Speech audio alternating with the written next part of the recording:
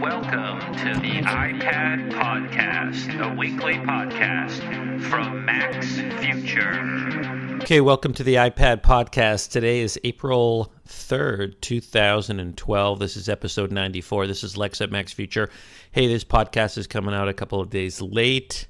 I was kind of busy on April Fool's Day and wasn't able to get it out yesterday. But here we go. There's a lot of iPad news, and let's get to it. Remember, this is a chit-chat-free podcast by Lex at Mac's Future.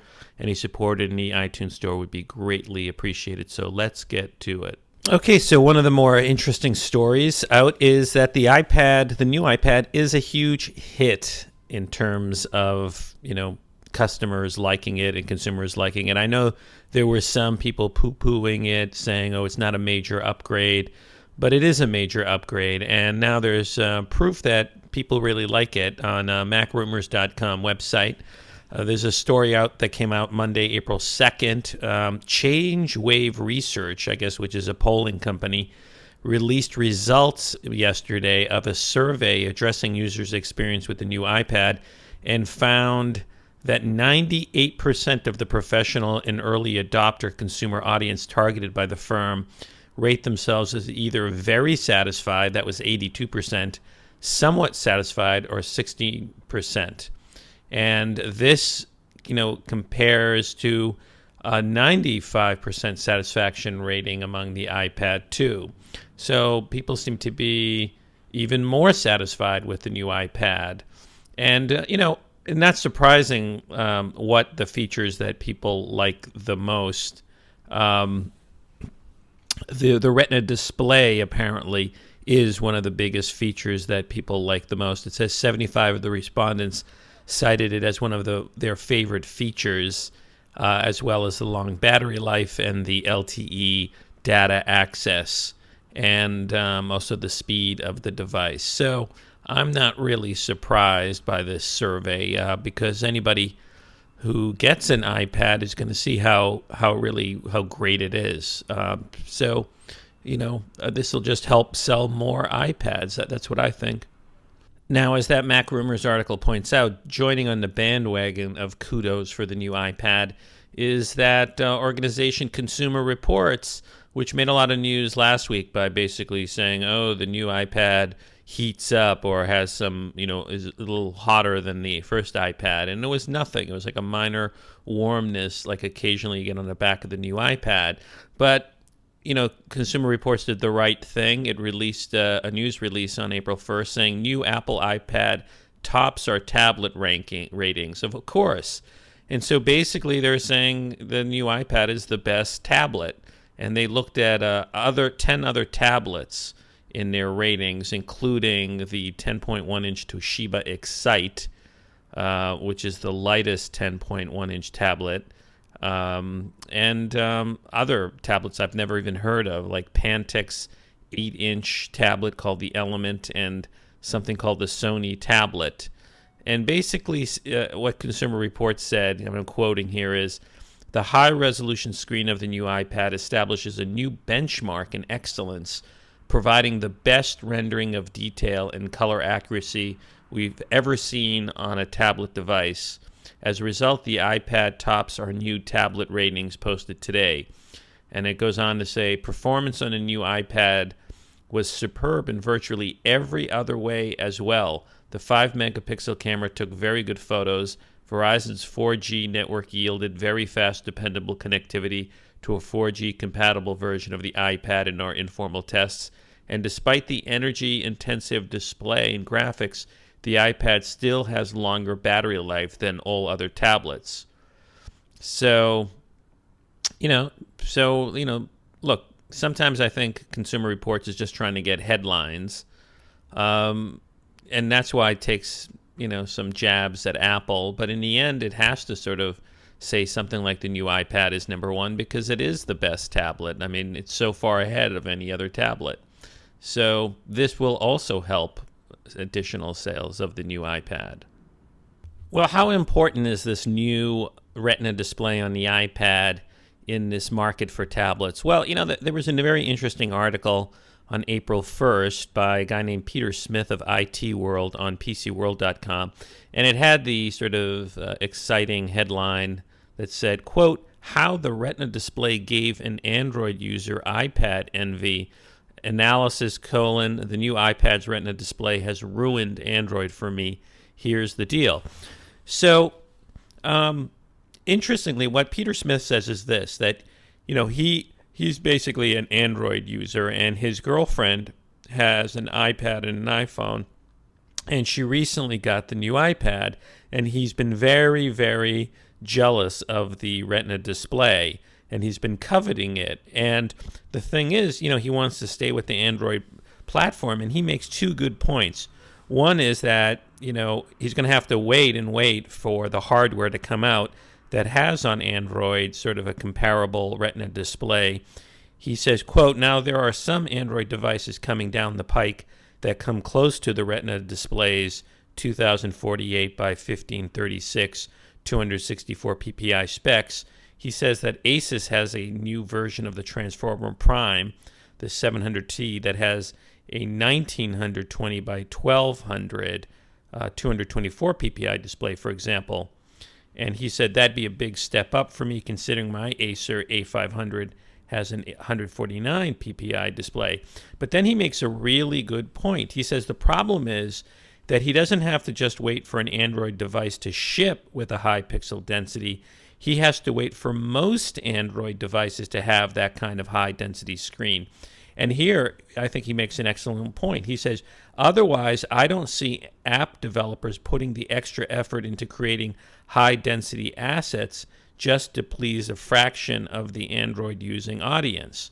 So he's got a good point, which is all the manufacturers of Android have to sort of go to the higher resolution screen to get developers to put in the extra effort. With Apple, there's really one iPad, an older generation iPad. So developers, as soon as the new one comes out, most developers for the iPad will immediately upgrade their app so that it's comparable with the higher screen. He does point out, though, that the one hope is that Amazon's Kindle comes out with a big tablet with a high resolution screen, because he makes the point that Amazon has enough clout that it will solve this one device, that maybe app developers on Android will go to that. But that is a big advantage for Apple in terms of a business. The simplicity of its devices, not having many different lines of devices, makes it easy for developers to upgrade, and having a lot of apps and a lot of content on a tablet is just as important as having the hardware specs, because the tablet experience isn't just the device, it's what's available to run on the device. Now, the website TUAW.com made a very good observation, which is that if you want to get a new iPad, it's actually might be easier for you to go to a store to get it, like an Apple store, than go online. Online sales of the iPad, according to this article that came out April 2nd, still have a 1 to 2 week delay in shipping, while many stores, Apple stores, have some in stock. I mean, that's been my experience. If you go to some of the Apple stores in Manhattan and New York City, they have the new iPad in stock. But if you go, let's click on the Apple website here and select an iPad, and it does say all the iPads, it says 1 to 2 weeks shipping. So, if you really want to go get one, I would just walk into a store and get it. Now, one of the reasons that the iPad has been a hit is because of the great apps that are there. And one of the reasons there are so many great apps on the iPad is because developers like making money and releasing apps on the iPad and the iPhone that make money. Now, one of the new ways that developers can make revenue is not just by selling apps, is by also having ads. And Apple got into the ad game on the App Store when it launched IAds, remember, like about a year ago. Well, Apple's IAds, I think, still lag behind other ad services for apps on the iPhone and iPad. But Apple, I think, is getting more competitive. And basically, there's a story on MacRumors.com on April 1st that over the weekend, Apple informed developers that the company has now increased IAD payouts from 60% to 70% of revenue. And it says, we have made the following changes to the developer advertising service agreement for the IAD network effective immediately. The revenue share for IAD network is now 70% to the developer. So, if you qualify as a developer to have IADs, you're going to get a bigger payout. And so I think Apple needs to do something like that because IAD, according to one commenter on that website, is a flop so far. So if Apple wants to get really competitive in the ad world, I think it needs to start making it, very attractive for developers and also very attractive for advertisers to start using that service. And maybe they have to also start lowering the fees that they charge advertisers. Now, one area that Apple's been competing heavily has been in ebook sales through the iBook store on the iPad as well as the iBook. And I don't know if you recall, but a little while ago there was a story about how the Department of Justice was investigating whether Apple and publishers somehow maybe have violated antitrust laws by, coming into an agreement to sell ebooks on Apple's iBook in the agency model. So what does this mean? Well, let's just take a little backstory here, which is Amazon, which is probably the dominant seller of ebooks, digitally through the Kindle, has a business model where it basically gets a wholesale price from publishers, and then Amazon sets the price. And a lot of publishers have been very unhappy with Amazon because Amazon has been just slashing the price of ebooks to, $99 or less. And basically this really, hurts publishers because it makes all of its books look cheap. And that's under the wholesale model. But Apple basically told publishers, look, we have an agency model, just like with apps, right? Because with apps, the developer sets the price of an app, and then Apple takes a 30% cut. And so Apple said, look, in the agency model, you submit it to the iBook store. Apple takes 30% of the cut, and you Barnes and Noble, you the publisher, to set the price. And so the publishers like this because they can make sure that their prices in ebooks don't collapse on the iBook. And Apple had, as part of the agreement, said, listen, if you're going to sell books here, you can't sell it here at a higher price than you sell it somewhere else. So you have to make sure, if you want to sell it somewhere else, that it's not at a lower price.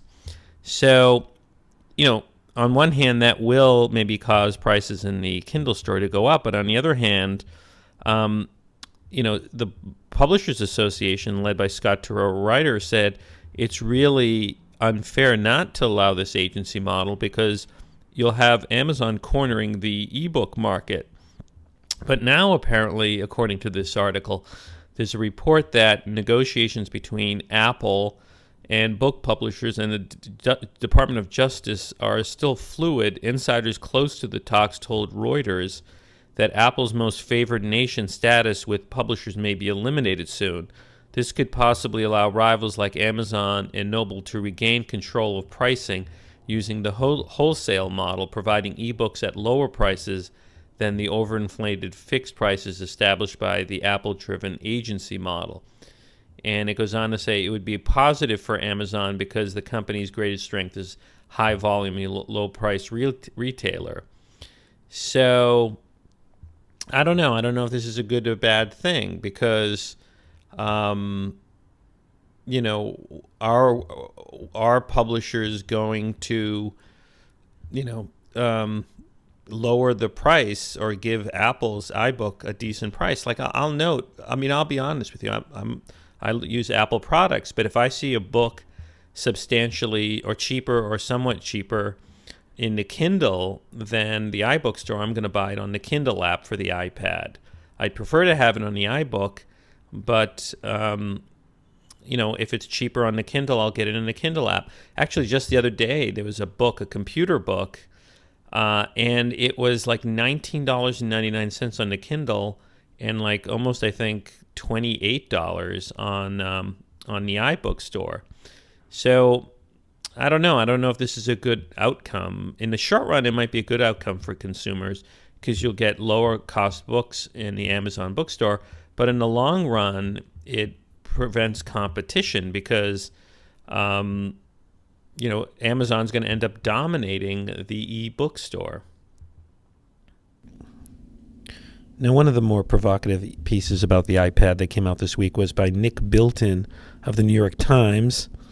And he ran an article entitled, "Does the iPad have one button too many?" And he points out that he spent the week using the iPad without the home button, because you can use multitasking and you can use 4-finger swipe and 5-finger swipe. And, the question is, should we get rid of the home button? And somebody wrote back an article on thenextweb.com entitled, "No." And that's the answer that on thenextweb.com, this guy wrote, Matthew Panzarino, and he has an interesting article. And he says, that he likes the 4-finger swipe gestures. They feel great. But he says that, the problem with the gesture-only iPad is the issue of discoverability and usability, he says. He says, "See, I've never handed the iPad to anyone and had them find those gestures on their own ever. They are nearly completely undiscoverable without you telling them explicitly how they work." So he goes on, and he has a point there, because it's not like if you just pick it up, immediately. And he says with the home button, there's near instant usability. And so the problem with the gestures is that some people might not know how to use them.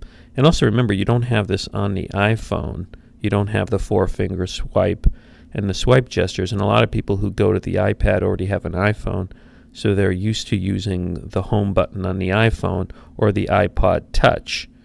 And he goes on in his article saying that the Playbook, he did a review of the BlackBerry Playbook, and he said that it offered an interesting gesture mechanic for switching from one app to another.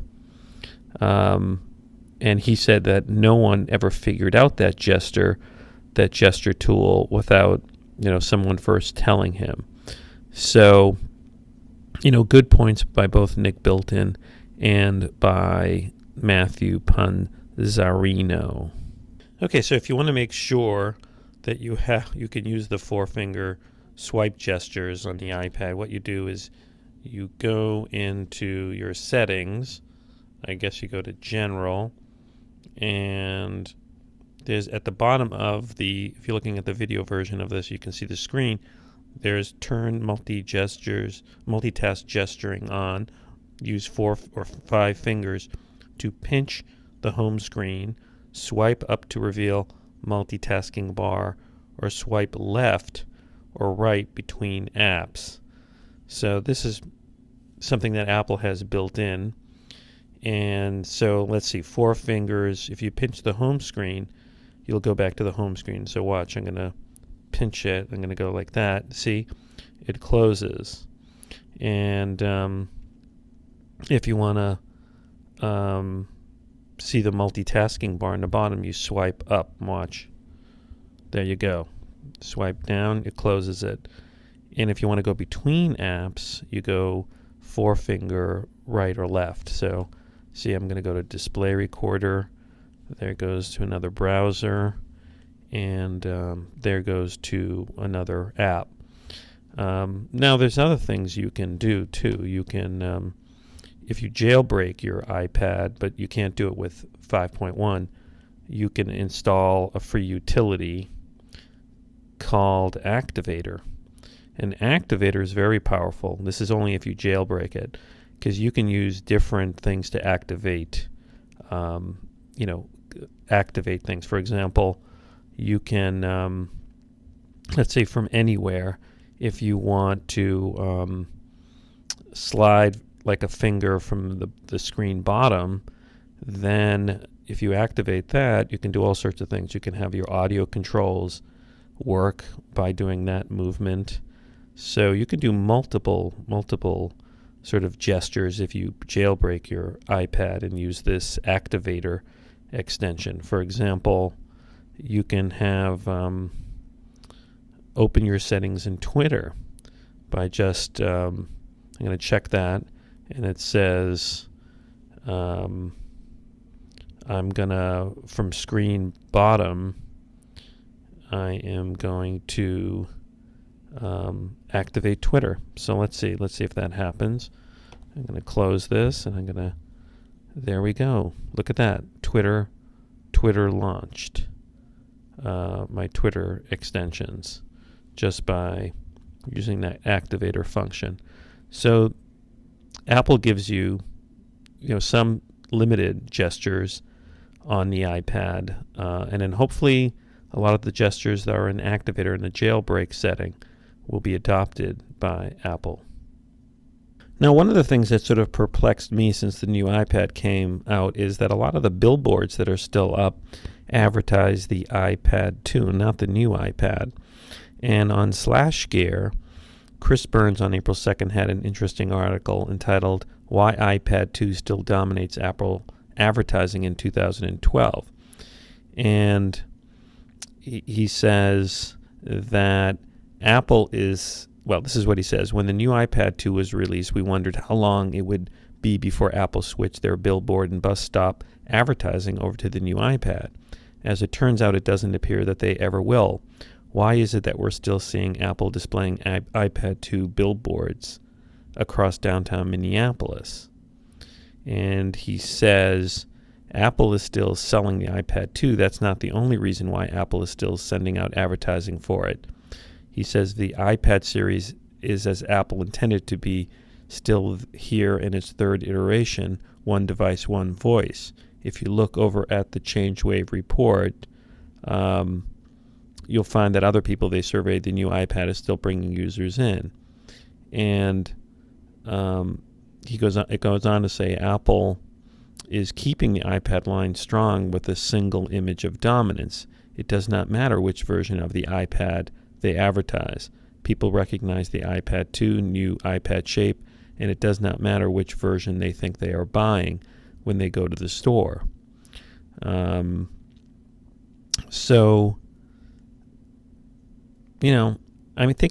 His point seems to be that people don't care which version, but if the new iPad is the third generation, and that's the one that Apple wants to sell, why not pull the ads that say iPad 2? Why not just say iPad? And it could be that Apple is saving money by not quickly changing those ads, but at some point they will. And I do think it makes sense in the long run that Apple just call it iPad, not iPad 1, iPad 2. So I don't know if Chris Burns' analysis is correct. It could be that Apple doesn't feel pressure, since they didn't call it the iPad 3, to bring down the iPad 2 ads. But I do think it'll lead to some confusion. Some people going in to a store are thinking that it's the iPad 2 when in fact it's the iPad 3. So I'm not sure if that article really clears things up.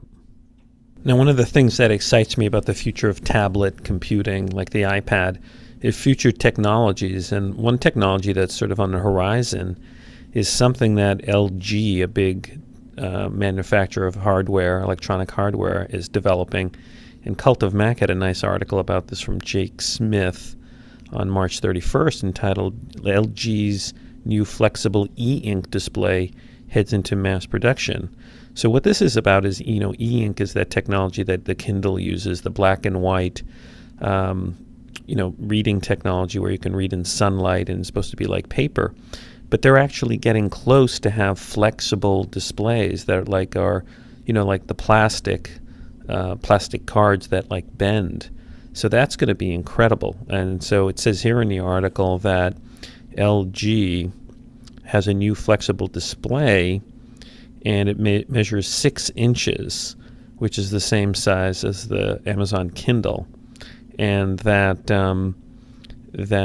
it's an OLED display. That's a special new type of technology for display that's sort of good to see, and that LG, according to this article, is putting its flexible display into mass production. So this is exciting news. So if they're putting this into mass production, we can have this in the near future. And there's like a little hands-on video that of Samsung using this sort of flexible OLED display. But I think this has the potential to be huge, and I could see Apple at some point coming out with a smaller iPad or reading device to sort of compete with the Kindle or the Nook, and I could see this flexible e-ink being very powerful. Imagine if you had like a cheap 6-inch flexible display that you could roll up, that could bend, and that was very cheap, like under $100 or like $50 or $40. You're going to see the eventual elimination of paper. This could be ubiquitous. Schools could be handing out these 8-inch displays and 6-inch displays that are flexible. So this kind of technology, I think, is very, very exciting. It's not going to be enough to compete with the iPad's colorful display that can run video, but it could be another, technology that competes with the Kindle or the Nook or other e-readers. So this is something to watch. And one great thing about the new iPad is that it can run on the 4G LTE network, which means faster cell phone data connections if you get the cell phone data version of the new iPad. But the thing is that 4G LTE network stuff only works in the United States, and it only works on the AT&T network or on Verizon. And Apple is selling the third generation iPad overseas. And in some countries like Australia, some people have gotten confused and claim that they've been misled by Apple in advertising it as having LTE connectivity, because overseas it does not have LTE connectivity. And apparently, Apple's been attacked in Norway and Australia, according to a MacRumors.com article on Friday, March 30th, that Apple has updated its marketing in Australia after regulators there criticized the company for misleading marketing claims. So, look, I don't think Apple intentionally did this, and frankly, if you go to the specs for any of the iPads, it tells you exactly where it works and what kind of technology. But obviously, Apple needs to be clear overseas that it does not work on the LTE type of network on cell phone carriers. Okay, so let's talk about apps. Since the new iPad came out, a lot of apps have been upgraded, and one of the more significant ones is Facebook. And Cult of Mac had a little story about the upgrade, and the Facebook app has new features. The main one is that it now supports the Retina screen, but also added some other stuff in version 4.1.1, including you can now go offline and chat. You can have the right profile picture appear for everyone. Your list of friends always includes all your friends. In the sets of photos, your name is displayed correctly. Photos of people who like Facebook pages load correctly. Your friend request notifications only lights up if you have a request, and you can change your language into some other languages like Czech, Danish, Greek, Indonesian, Malaysian, Norwegian, Portuguese, and Thai. And the big feature, though, is that it now has a crisper screen if you have the new Retina iPad. So if you use the Facebook app a lot on your new iPad, you might want to upgrade. Now, one of the apps that I've been playing around with the last week that I really like is a new app, and it's called Paper by FiftyThree. And the people who developed it used to work for Microsoft, and they worked on the Courier, which was a ill-fated project by Microsoft to create a sort of an interesting tablet with multiple screens. And Paper has gotten a lot of hype because it's a really well-done app. And what's well done about it, it's essentially it's a painting or drawing app, and it's free, but it's not completely free. And I think it's free because it gives you one pen and an eraser and unlimited notebooks. But it has altogether 4 other pens or painting brushes. One is watercolor, one is sketching like a pencil or pen, one is writing, and one is like a magic marker outlining.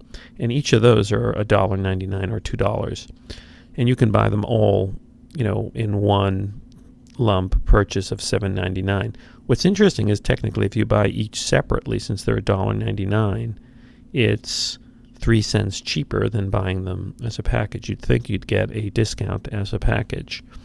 And it's a really elegantly done app. I ended up buying all 4 utensils, and it's, there are other drawing and painting and writing apps, but this one has a really nice engine for generating the lines. And the way the notebooks work it's very elegant, and I can give you a sort of a screenshot overview of it if you have the video version of this. Okay, so when you start up Paper, the icon itself is very pretty. So it has like a watercolor feel to it. And here you launch it. And what's particularly interesting about Paper is its simplicity and really nice user interface. So let's see if I can show you. You can, when you first launch it, you have these notebooks. And you can create your own little journals or notebooks. And they give you 3 in default. And you just swipe left or right to like sort of navigate your journals. And the covers of the journals are nice. And you can create a new journal. At the bottom you have 3 buttons: share button, the garbage button, or the plus button to create a new notebook. So let's take a journal here. If I want to, you can't share the whole journal. You can share, I guess, pages within the journal. But if I wanted to trash the journal, I just, I just press the garbage, but I'm not going to do that. Now you can change the cover of a journal by, there's a little dot I at the top of the journal, and there you can choose a photo to make the cover of the journal, or it comes with sort of standard, covers, paint splatter, killer robot, moonbeams, travel map. Let's pick travel map, or red waves, celestial, wood, blue, tan, cream, black. And you can give it a name. So I'm going to call it happy. I don't know, just a name. So you can give a journal a name. And so then you have a journal. Now, to open a journal, you just click on it with your finger, and you can flip through the pages by just going left to right. And when you get to a page that you want, you just click on it. Now, when I first started using this, I was kind of confused as to how to use the tools. And the tools are on the bottom, and all you do is use your finger to push up, and there you get a very simple palette. Essentially, when you get the program for free, you get this eraser on the left and this one pen. And if you want to use these other pens and paintbrushes, you have to pay $1.99. Now, what's cool is before you purchase it, there's a little pop-up window that lets you test out the pencil or pen and use it. And it comes with very limited colors. It gives you 9 colors: black, gray, white, brown, reddish orange, yellow, sort of a blue, green, and pink. But you can do a lot with these brushes. I particularly like the watercolor, which costs $2. So watch this. I'm just going to pick green or gray, and I'm just going to dabble in the back, and you get a nice sort of watercolor feel. Now you can mix the colors. I'm going to mix some brown there, and it does mix. So this drawing of a man and a guy, I did that. I was fooling around with it, and it works well with a stylus. Now here's the cool thing: if you want to go back and undo something, you take your 2 fingers and counterclockwise, and it rewinds, and you can see some of the changes go back. And I just did that. And if you want to get out of this screen, you take your fingers and you push them together, and you're back into the book, and you can flip. And so I've been fooling around and doing these sort of like simple drawings and paintings. Now, it's very simple app, but it's very elegant, and you can't, paste photos in it. You can't type in it. It's basically just drawing and painting. But, I find the design to be very, very well done, and this sort of interface is very, is very compelling. The first book is actually, it gives you examples of what you can do and instructions. So that's kind of useful, and you can delete it if you want. But I really like the user interface, the responsiveness. Again, it's free. The free version gives you 1 pen, and if you want the 4 other pens or writing utensils, you got to pay $2 each or $8 altogether. And I think it's worth it. It's a lot of fun, and I think it's well done. Now, one person who's glowing about this paper app is someone I greatly admire, is Inhatko, a writer for the Chicago Sun-Times. And he had an article out on April 2nd called More Thoughts on the New iPad and the Ingenious Paper App. And he goes on about the new iPad and how great it is, but he has a nice section about this paper app. And his point being that, look, you would expect this Retina display screen for the iPad to be particularly important when you have a lot of detail and an app with lots of, different gizmos in it and stuff like that. But his point is that on the other end of the scale, he says that with this minimalist drawing app called Paper, the Retina display really shines because it just makes it all the more better. Here's a line from him. He says, "It seems as though 90% of the engineering went into the simple task of making your brush strokes look and feel right. Fountain pen, marker, watercolor, pencil, your lines are alive and interact with paper." And so he says, the pairing of this minimalist app and the new iPad ultra-high def display seems predestined. At times, it seems like you're looking at a scan of a drawing instead of something at 100% digital. Okay, so one of the more interesting apps to be released recently is the Marvel AR app. And basically, it's a comic book app, but it has augmented reality in it. And it's a free download both on the iPad and the iPhone. Marvel, Marvelar. It says that it brings Marvel Universe to life like never before, utilizing your iPhone, iPod Touch, and iPad 2 by opening the app and scanning select Marvel products featuring the Marvel AR logo.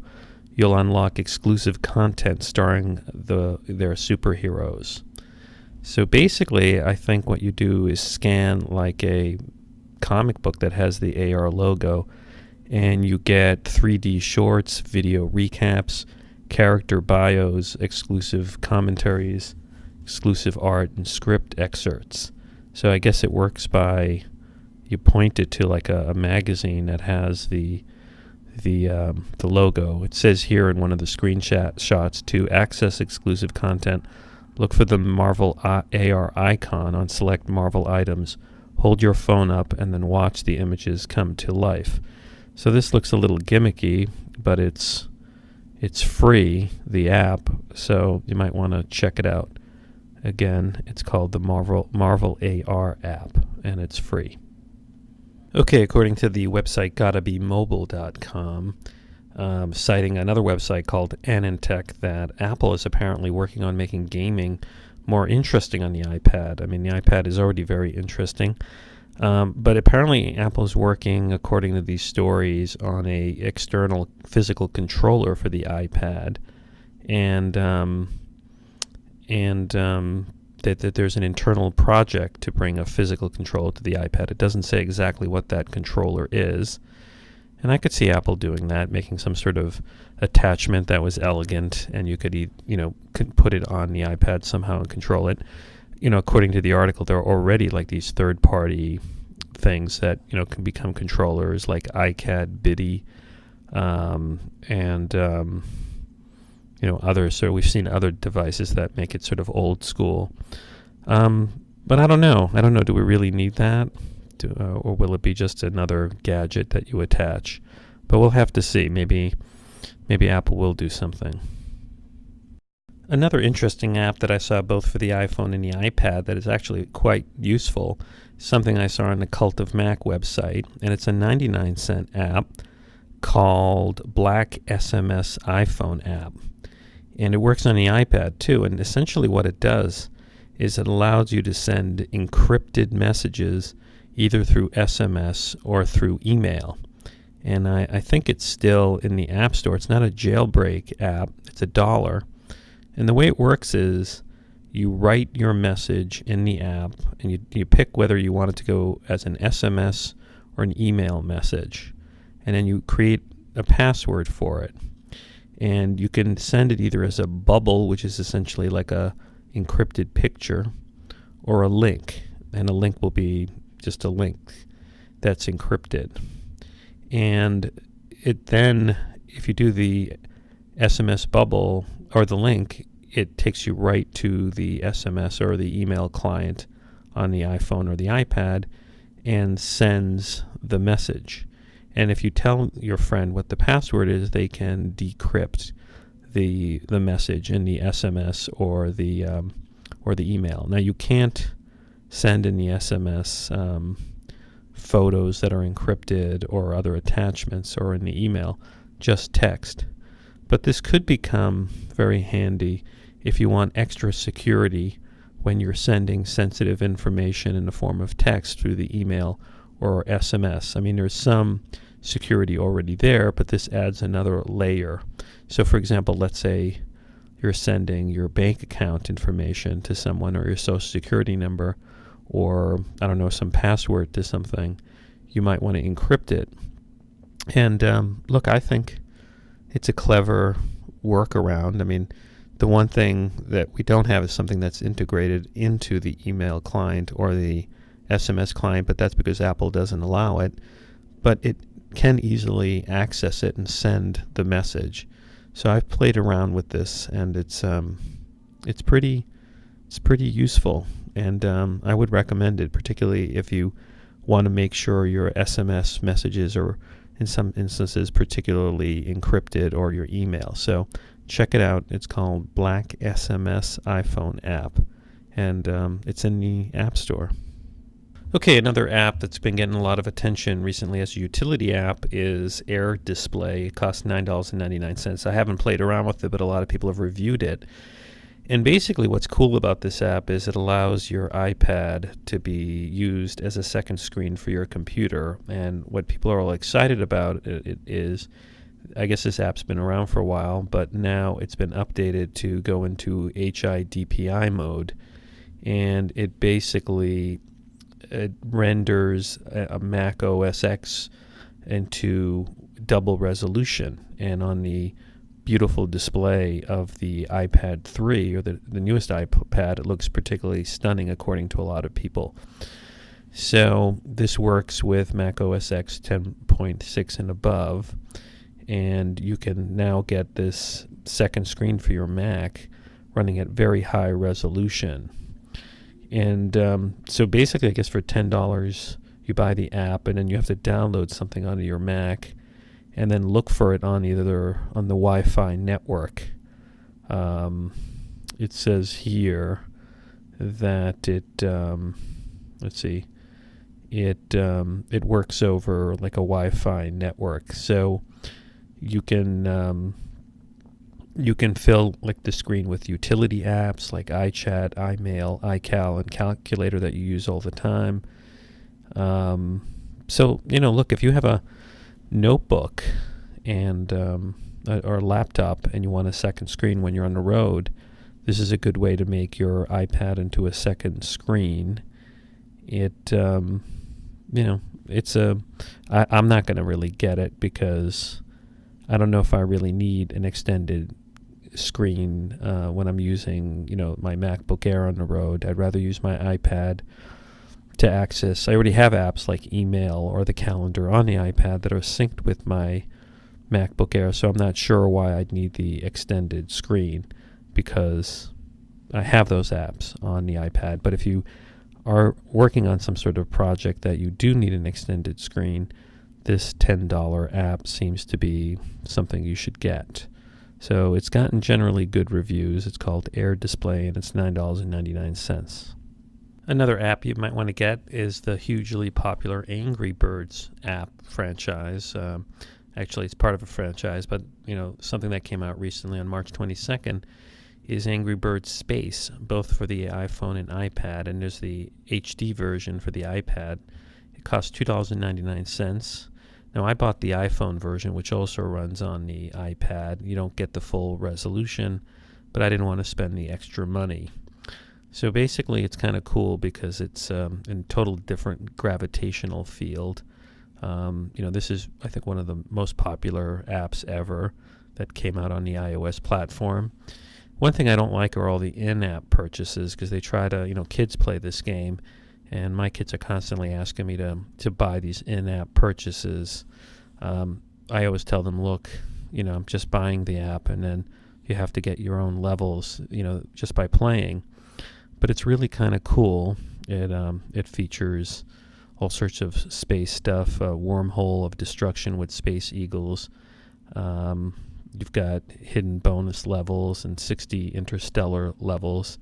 And let me give you a quick peek at what it looks like. This is the iPhone version running on the iPad.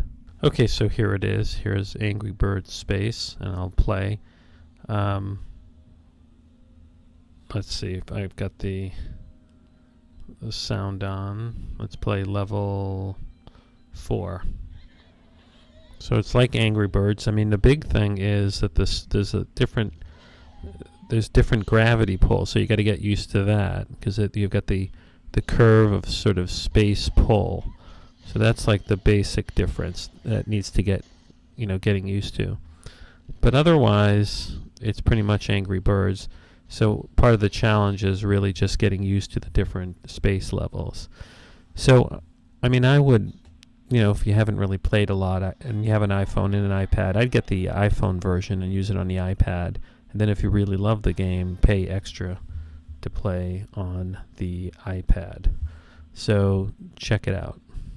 Now, one thing that's good to have if you have an iPad and a kid, or if you're just in some line of business where there's a danger of dropping it or damaging your iPad, is a really good case to protect it. And I came across a website called mobiletechreview.com, and they did a review of something that seems to really protect the iPad 2 and 3rd generation iPad, something called the Ballistic Tough Jacket. Now, it's not waterproof, but this reviewer gave it 4.5 out of a 5 rating, and he said that it's super tough iPad case with reinforced corners and a screen cover that doubles as a viewing stand. But the downside, the reviewer is named Tom Slayton, said, is that it doesn't protect the iPad from moisture. But if you're like at a construction site or have kids that beat up on the iPad, you might want to get it. It costs $69.99. You can get it from a website called Ballistic Case.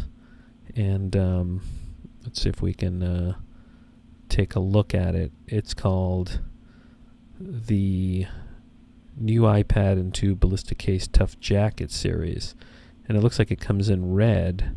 You can select black or black and red. And it looks pretty tough. It says there's an advanced 3-layer protection. Layer 1 is an inner silicone layer which absorbs shock. Layer 2 is an impact-resistant hard plastic. And layer 3 is shock-absorbent polymer layer. And the corners have thick ballistic corners. And, I guess this could add some weight to your iPad. But if you're really into protecting it, this might be something you want. It looks like pretty tough. So check it out. Okay, so that's it for episode 94. Thanks for listening. And, you can help out this podcast by giving it a positive review in the iTunes store. Thanks for listening. And this is Lex. See you next week.